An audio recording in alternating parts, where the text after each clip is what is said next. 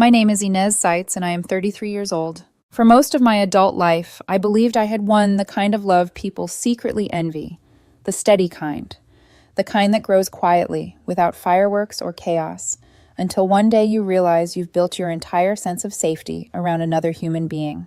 That human being was my husband, Daniel Seitz. We met when I was 19 and he was 20 at my cousin's wedding.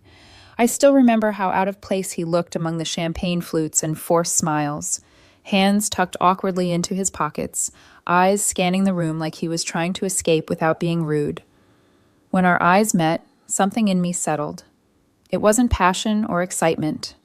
It was certainty, a calm, terrifying certainty. I told my best friend that night, half joking, "I think I just met the man I'll marry." I wasn't joking.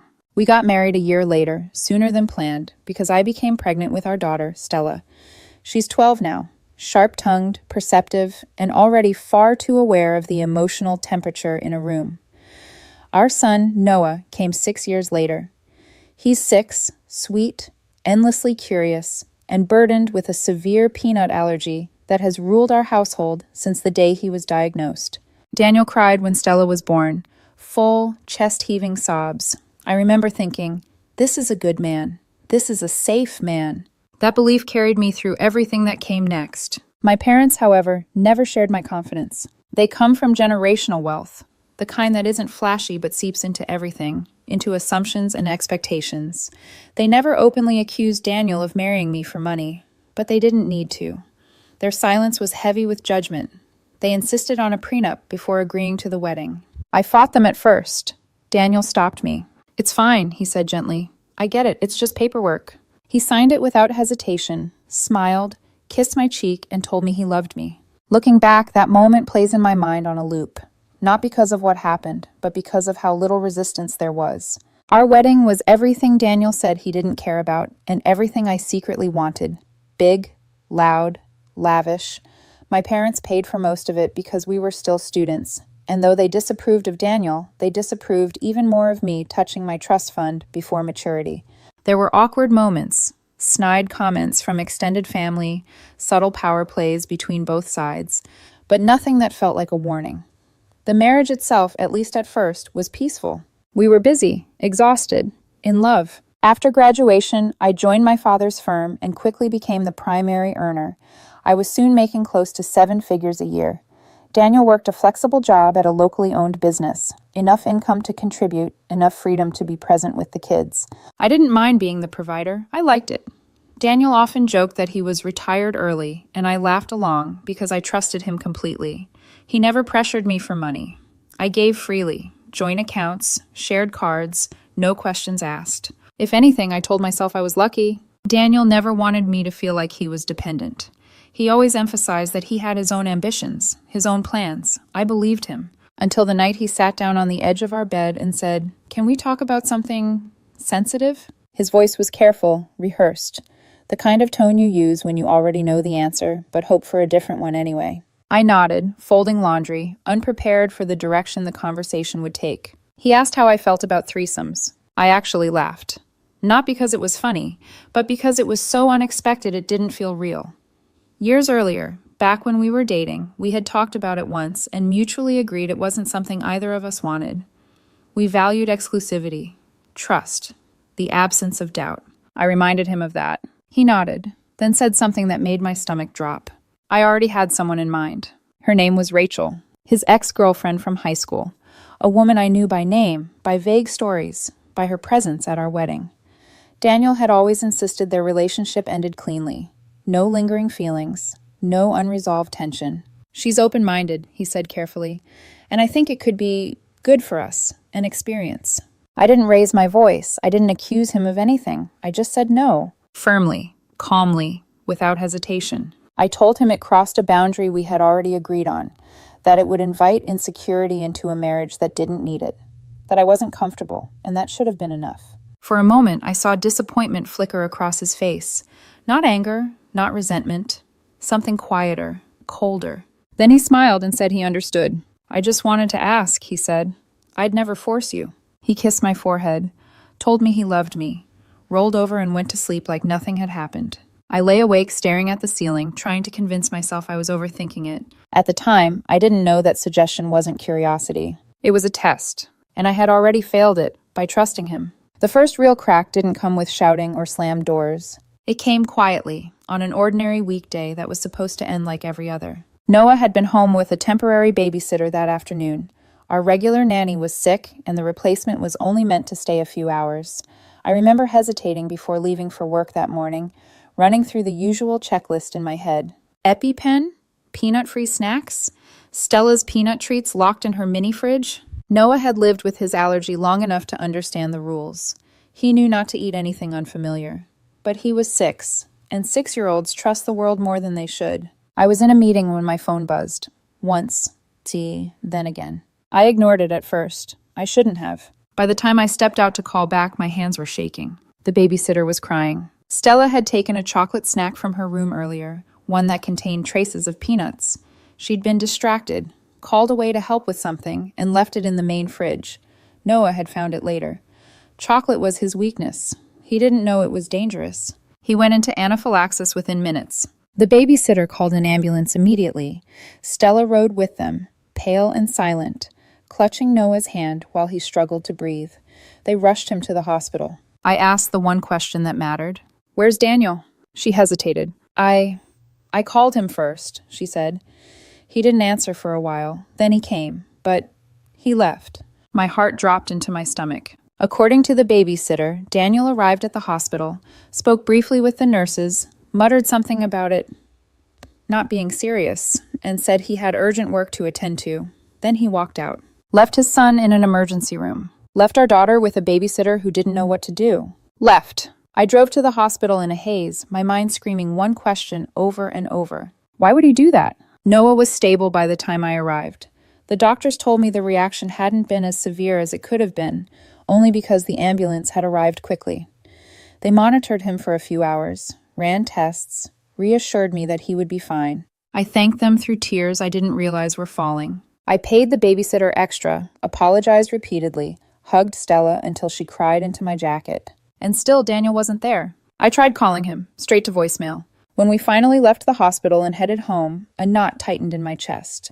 Something felt off, wrong in a way I couldn't explain. On a whim, I stopped by Daniel's workplace. I told myself I was just checking in, that maybe he'd been pulled into an emergency meeting, that maybe I was being unfair. His boss looked confused when I asked for him. "Daniel," he repeated. "He clocked out hours ago, said there was a family emergency."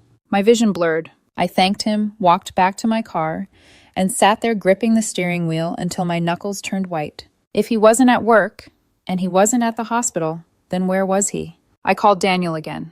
This time he answered. "Hey," he said casually. "Everything okay?" I swallowed hard. "Where are you?" "At work," he replied without hesitation. The lie slid off his tongue effortlessly. I didn't call him out. Not then. Something in me knew that if I did, he'd just lie again. Instead, I told him what the doctors had said, told him Noah was okay, told him we were on our way home. "Oh," he said, "that's good. I'll be home soon."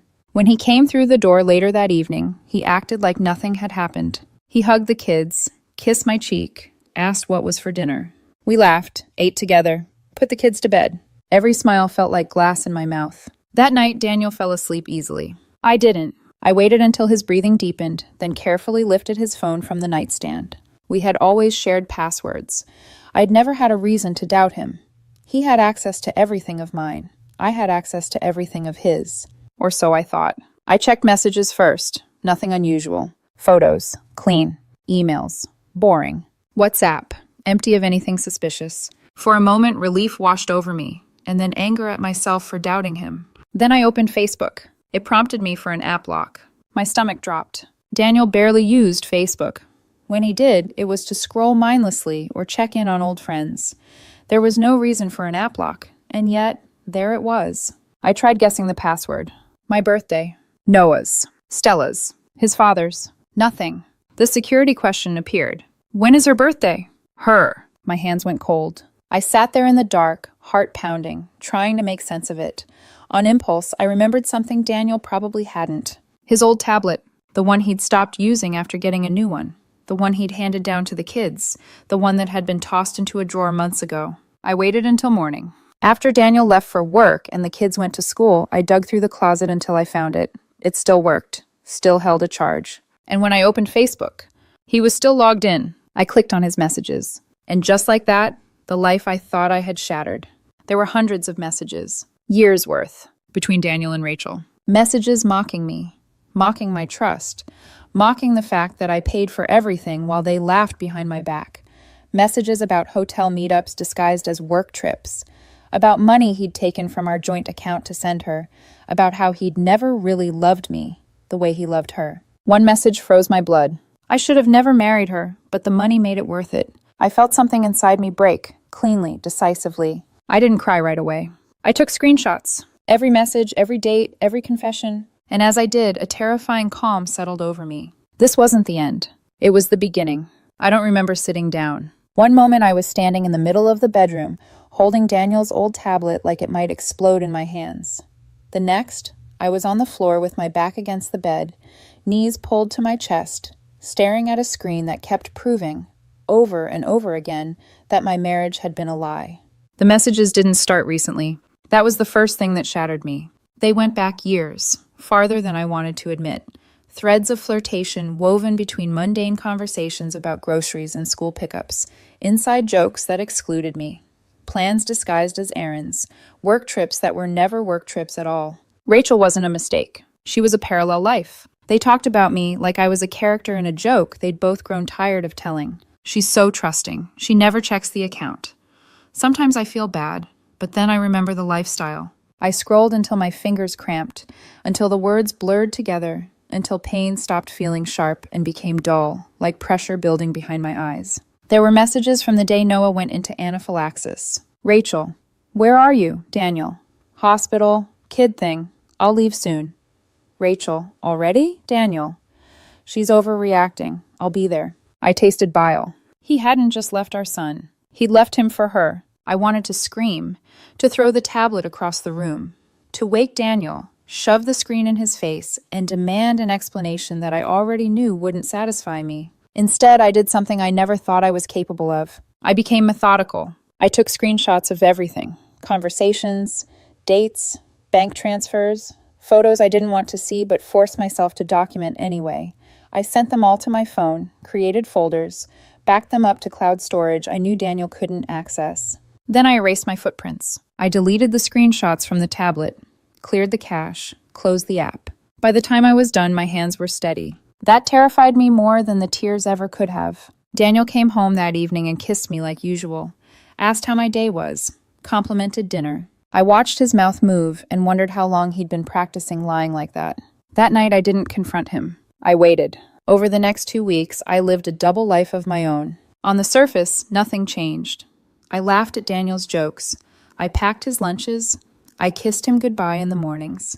I listened while he talked about work, about stress, about being tired. Underneath, I watched everything. I used the tablet whenever I could, when he showered, when he slept, when he was working late. I followed their conversations in real time, took screenshots, built my case quietly. Rachel grew bolder. She complained about me openly, about how long Daniel was taking to leave, about how inconvenient kids were, about how she hated that he still had to play husband. Daniel reassured her. Soon, just a little longer. I need to do this right. The audacity of that word, right, made my chest ache. I contacted a lawyer without telling anyone. It felt surreal, sitting in a quiet office while a stranger explained my options in a calm, professional voice.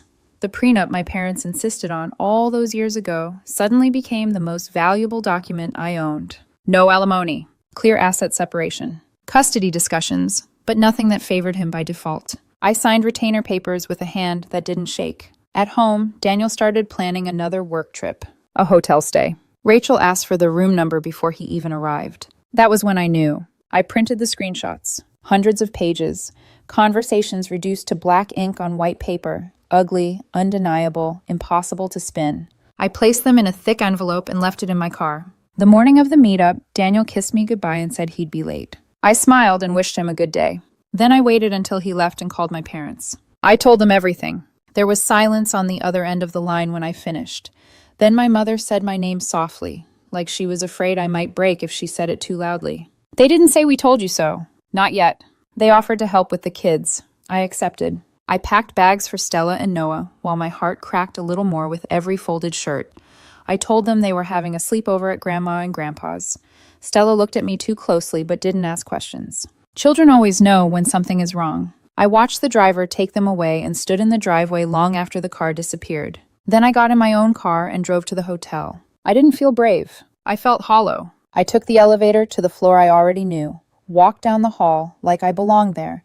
When I knocked, Daniel answered the door wearing nothing but a towel. His face went blank. Behind him, Rachel's voice called out, "Who is it?" I stepped inside without asking permission. Rachel was on the bed, wrapped in white sheets, eyes wide with recognition. For a second, none of us moved. Then I dropped the envelope. Pages scattered across the floor like confetti from a celebration that never should have existed. Messages, photos, proof. I didn't yell. I didn't cry. I just said, "You left our son in the hospital for this." Daniel reached for me. I stepped back. And then I left. I made it to my car before the tears came. Deep, gut-wrenching sobs that shook me until I could barely breathe. I cried for the woman I'd been, for the marriage I thought I had, for the future that had already been rewritten without my consent. But when the tears stopped, something else took their place. Resolve. This wasn't about revenge. It was about ending the lie. I didn't go home right away. I sat in my car for nearly half an hour, hands locked around the steering wheel, breathing in short, broken pulls of air. The hotel loomed behind me like a bad memory already trying to fade, but my body hadn't caught up yet. Shock has a way of lagging behind truth. When I finally drove, it wasn't toward comfort. It was toward logistics. I stopped at the office first. I needed copies, more copies than I already had. I fed stacks of paper into the printer until the machine whined in protest. Every message, every date, every lie. I organized them into neat piles, clipped and labeled, as if turning chaos into order could also make it hurt less. It didn't, but it made me feel steady. By the time I got home, the house felt unfamiliar, too quiet, too clean. Daniel's shoes were by the door, exactly where he always left them. The mundane normalcy made my stomach twist. I poured myself a glass of wine I didn't want and didn't finish. When Daniel came home, it was already dark. He didn't pretend this time. He walked in slowly, eyes red, face strained, as if he were the one wronged. He tried to speak, but I raised a hand. "Sit down," I said. My voice sounded calm, almost detached. He sat. I went upstairs, retrieved the envelope I'd prepared earlier, the one with the divorce papers inside, and came back down. I placed it on the table between us. "We can do this 2 ways, I said evenly. "You can sign these papers quietly, or I can make sure everyone knows exactly who you are." He stared at the envelope like it was a bomb. "Inez," he whispered, reaching for my hand. "Please, it was a mistake. We can fix this." I laughed then. A short, humorless sound that surprised even me. "You left our son in a hospital bed," I said. "You lied to my face while I held him and thought he might die. There is nothing left to fix." His shoulders slumped. I laid out the terms. Full custody of the kids.